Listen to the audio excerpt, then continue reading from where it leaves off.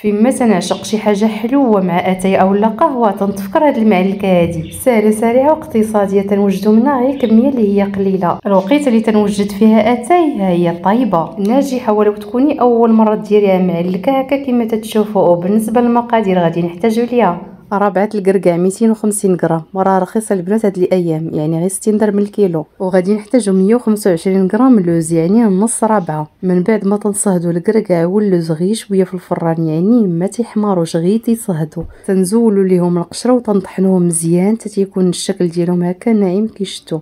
وهنا غادي نضيفوا كاس الا ربع سكر وملعقه مبومبيه نشا، وغادي نحتاجو نص كيس خميره الحلويات يعني 4 غرام. وبالنسبه لكميه السكر بهكا بالغرامات 100 غرام تقريبا. وهنا غادي نحتاج واحد كيس الفاني، تنخلطوا الكل في الكل هكا كيشتو. وهنا غادي نحتاج واحد المعلقه العسل، ويمكن لكم ديروا بلاصه العسل الكليكوز اللي عندكم. وتنحتاج واحد المعلقه مبومبيه الزبده وجوج معلقات مزهر، وإلا ما عندكمش مزار فيمكن لكم تستغناو عليه. هنا تنحركوا الكل في الكل هكا في القصريه وتنمعسوه مزيان حتى تيتعلك العسل مع المزهر ومع الزبده. ومنين تنشوفوا كلشي تعلك هنا غادي نجيبوا جوج بيضات اللي يكونوا بحراره المطبخ. والله يرحم الوالدين الا عجبتكم الوصفه ما كاينلاش تنساو داك اللايك. تنضيفوا الاولى وتنمعسوها مزيان كيشتو، وعاد تنضيفوا الثانيه. وانتوما الا شفتوا هكا الخليط ديالكم تعلك مزيان البيضه الثانيه ما تضيفوهاش كلها، ضيفوا غير الصفار ديالها. من بعد غادي نوريكم القوام كي خصو يجي. من بعد ما تنديوها تنجيبوها وتنمعسوها هكا مزيان كيشتو. هنا مقطعنا من الفيديو حتى اللقطه هكا باش تشوفوا كي غيجي معكم. تنعلكوها مزيان حتى تيتخلط هذاك الدقيق ديال اللوز وديال الكركاع، ما تيبقاوش معنا دوك الحبيبات. وهكا تيجي في الاخير. هنا غادي نديرو عليه بلاستيك غذائي ونخليوها تتشرب. هنا راه تتلصق في اليدين ولكن ما علينا، خاصها هكا القوام يجي.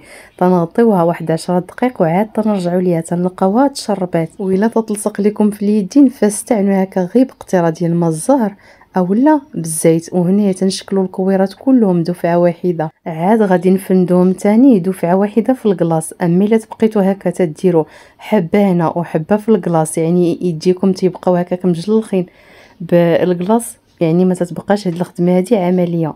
هكا احسن تتكوروا الكويرات كلها دفعه واحده حتى تخدموها في الكلاص. تنتمنى تكونوا فاهميني. وهنا تنحتاجوا السكر كلاصي اللي يكون سبيسيال، وإلا ما عندكمش سبيسيال فخذوا 250 غرام سكر كلاصي العادي، تطحنوه مزيان وتغربلوه مزيان وتضيفوا ليه واحد 3 المعالق النشا وواحد الخماره الحلويات وتتخلطوهم مزيان. وهذا هو سكر كلاصي سبيسيال اللي تيتباع، يعني ماشي شي حاجه خارقه. من بعد ما تنفرشوا اللاطه ديالنا بورق الزبده هنا تنفندوهم في سكر كلاصي مزيان وتنفندوهم حتى تيلبسوه مزيان ما تنسوسوهمش. وهنا تنحتاجو نص قرقاعه اللي تنديروا ليها شويه من بياض البيض وتنحطوها هكا الفوق وتنوركوا عليها غير شويه كيك. وهنا تنكونوا شعلنا الفران لتحت والفوق 280 درجه. من بعد ما تنديروا اللاطه ديالنا تنردوا الحراره ل 160 درجه وتنخليوها غير واحد 10 دقائق ونحلوا عليها. وتنلقاوها بهذا الشكل هذا مشقه معلكه لذيذه يا سلام. كما قلت لكم تكونوا توجدوا غير في براد ديال اتاي وها هي طابت. وخصوصا المقادير ديالها قليله يعني دغيا تغلبوا عليها. والوقيته اللي عشقت هكا شي حاجه حلوه لقوتي وغنديماري وغنمشي نتغداها تنكون هكا قاعده غير في كوزينتي وتنوجدها حاجه صحيه ودايره غير بيدي وعارفه شنو فيها. وكان هذا وقت رحنا اليوم اخواتي. تنتمنى الى عجبكم الفيديو شي رحمه الوالدين ولايك واشتراك باش هكا ينتشر الفيديو يبان عند اكبر عدد ممكن من الناس. واذا كنتوا اول مره تشاهدوا صفحتي وعجبتكم طبعا انضموا ليها اطباق بيتنا مع فله.